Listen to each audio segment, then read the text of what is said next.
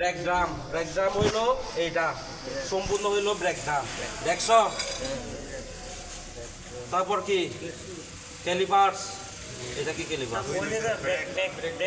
Brake pad. একটু আগে ওই যেটা ইয়ে করছিলাম লিখে দিছিলাম ওইখানে ওই যে ওইটা বলতেছে এটা ব্রেক দিয়েছে। এটা হইলো সামনের পিছনে সবগুলো লিখে দিয়েছিলাম। হোল্ড ডাউন ক্যাপ শুধু একটা উপরেরটা শুধু এইটা উপরে একটা, এটা কিন্তু পাঁচটা আলাদা থাকে। এই যে এটা উপরেরটা হোল্ড ডাউন ক্যাপ। তারপর কি হোল্ড ডাউন স্প্রিং, এই যে এই স্প্রিংটা দেখতেছো এইটা হলো হোল্ড ডাউন স্প্রিং। তারপর কি hold down pin, hold down pin কোনটা? এই যে এটা যেটা আটকানো আছে, এটা কিন্তু খুললে ওইটা কি ওই তিনটা জিনিস আছে একসাথে। হ্যাঁ একসাথে তিনটা জিনিস। তারপর রিটার্ন স্প্রিং, তিনটা জিনিস আর নামগুলো একটু আরেকবার ওইখানে লিখে দিছি ওই খাতাতে লিখছ। Hold down cap, hold down এই যে এই উপরের অংশটা hold down cap, hold down cap এইটা উপরের অংশটা, আর নিচেরটা hold down spring, hold down spring এই যে এটা হোল্ড ডাউন স্প্রিং। আর হোল্ড ডাউন পিন হইলো এটা মাঝখানেরটা, এখানে হ্যাঁ পিন একটু বড় আছে ওইটা ক্যাপ স্প্রিং পিন। তারপর কি রিটার্ন স্প্রিং, এই যে এখানে দেখছো এখানে রিটার্ন স্প্রিং একটা আছে। রিটার্ন স্প্রিং, হ্যাঁ এটা রিটার্ন স্প্রিং। উপরে একটা আছে না? উপরে একটা আছে, উপরে ওই বড় বড় করে যেটা আছে ওইটা রিটার্ন স্প্রিং। হ্যাঁ তারপর ব্রেক স্টার্ট বার, ব্রেক স্টার্ট বার হইলো এই যে ভিতরে যেটা এটা আছে কি ব্রেক স্টার্ট বার। তারপর হুইল সিলিন্ডার লিঙ্ক, এই যে এটা কি এই মাথাটা হইলো হুইল সিলিন্ডার লিঙ্ক। তারপর কি হুইল সিলিন্ডার হইলো এটা মেন, এইটা হইলো হুইল সিলিন্ডার, এটা কি হুইল সিলিন্ডার লিঙ্ক যেটা মাথাটা আছে দেখছো এই মাথাটা হইলো হুইল সিলিন্ডার লিঙ্ক।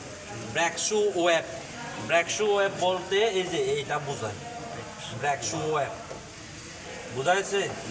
এটা হইলো ব্রেক শু ওয়েব বলে। তারপর আরেকটা লিখে দিয়েছিলাম না ব্রেক শু লাইনিং, লাইনিং হইলো এইটা এই উপরের অংশে যেটা আছে দেখছো এইটা ফাঁকা জায়গা, ফাঁকা যায় না, ফাঁকা জায়গাটা এই যে এটা দেখছো এই উপরের যে আস্তরণটা আছে আবরণটা আছে এই ওইটা কি ব্রেক শু লাইনিং। আর এইটা ভিতরটা কি ব্রেক শু ওয়েব। তারপর parking break liver, parking break liver হইলো এই যে এইটা হইলো পার্কিং ব্রেকটা। ওই তোমরা যে পার্কিং ব্রেকটা ধরো না মেইন হইলো কাজটা করে এটা, আর এটা হইলো পার্কিং ব্রেকের স্প্রিংটা। এটা আপাতত নষ্ট হয়ে গেছে, এটার জন্য আমি ইয়ে করতেছি না। পার্কিং ব্রেক স্প্রিং, এইটা হইলো স্প্রিং, এটা হইলো লিভার, পার্কিং ব্রেক লিভার। এই যে দেখছো এটার সাথে সংযুক্ত আছে, এই যে এটা খুললে এটা বাইর হয়ে আসবে। তারপর অ্যাডজাস্ট অ্যাসেম্বলি, অ্যাডজাস্ট অ্যাসেম্বলি বলতে এই যে এটা বোঝায় অ্যাডজাস্ট অ্যাসেম্বলি পুরাটা, এই যে এটা এই কাটা কাটা আছে যে এই রডটা অ্যাডজাস্ট অ্যাসেম্বলি।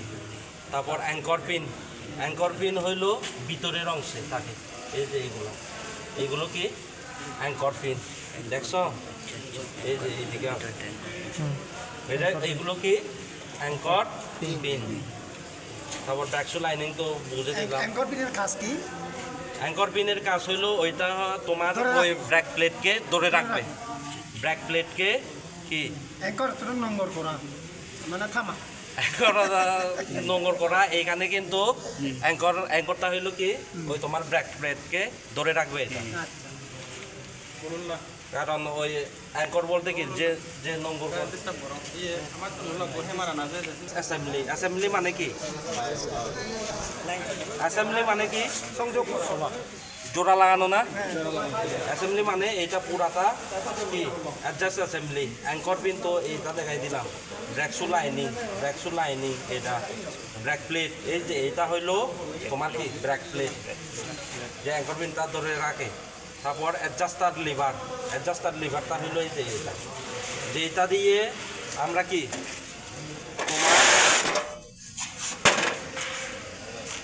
তোমার স্ক্রু ড্রাইভারটা এই যে এটা যখন আমরা কি এরকম করে যদি বাড়ায় তখন কি এইটা এই ব্রেক শুগুলা অ্যাডজাস্ট করে, মানে ভিতরে যদি ড্রামটা ওইটাকে অ্যাডজাস্ট করা লাগে। ধরো আমরা যখন কি ড্রামটা ঢুকাবো, ড্রামটা ঢুকানোর ফলে যদি অ্যাডজাস্ট না হয় তখন কি এইটা দ্বারা অ্যাডজাস্ট করা লাগে। আচ্ছা, এরকম করলে উপরে মানে তুলতে হবে, উপরে উপরে তুললে ভিতরে কি টাইট হবে, আর এরকম করলে নিচে ইয়া হবে, লুজ হবে আর কি। হ্যাঁ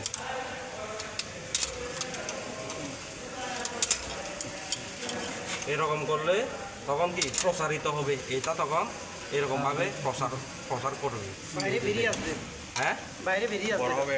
বাইরে বলতে এইটা কি টাইট হবে, টাইট হবে আর কি, টাইট হবে, তখন লুজ কিন্তু ড্রামটা ঢুকবে না।